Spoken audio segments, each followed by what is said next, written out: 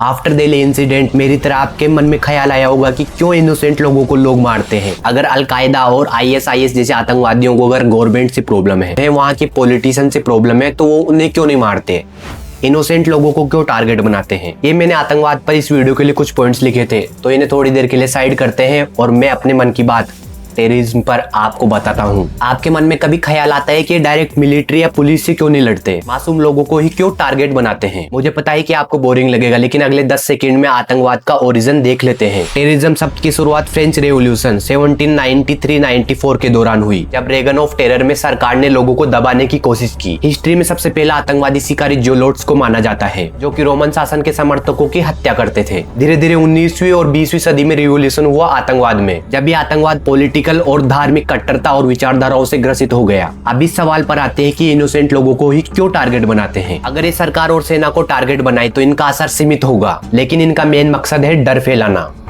समाज में डर फैलाना, लोगों में डर फैलाना। लेकिन इन्हें डर फैलाने से आखिर क्या मिलेगा। प्रेजेंट में कुछ ग्रुप्स हैं जैसे अलकायदा, आईएसआईएस, कुछ दूसरी कंट्रीज से फंड लेकर काम करते हैं। माना आतंकवाद का कोई धर्म नहीं होता, लेकिन कुछ पर्टिकुलर ग्रुप्स एक फिक्स थॉट के लिए काम करते हैं, एक फिक्स धर्म के लिए काम करते हैं। जैसे आपने पिछले दिनों पहलगाम अटैक में देखा होगा। अब डर फैलाने से इन्हें पैसा, मीडिया कवरेज और पब्लिसिटी मिलती है। अब आतंकवाद के पीछे अक्सर 3 रीजंस होते हैं: political power, religious extremes, ideological reasons. Political power मतलब सरकार को चुनौती देना, रिलीजियस एक्सट्रीम्स मतलब अपने धर्म के नाम पर हिंसा फैलाना और उसे सही ठहराना, आइडियोलॉजिकल रीजंस मतलब अपनी विचारधाराओं को दूसरों पर जबरदस्ती थोपना। आज आतंकवाद किसी एक देश की समस्या नहीं है। अलकायदा, आईएसआईएस जैसे नेटवर्क पूरी दुनिया में फैले हैं। अब आतंकवाद का मेन कंक्लूजन क्या है? ऑफ कोर्स आतंकवादियों का मकसद इंसानियत को तोड़ना है। अब मैं आपको दिलासा देने के लिए बोल दूंगा कि आतंकवाद किसी धर्म या जाति का नहीं होता। ये सिर्फ हिंसा और नफरत का नाम है। वॉयलेंस और नफरत किसी जाति या धर्म का नहीं होता। Humanity always wins. बाकी आगे आप लोग समझदार है।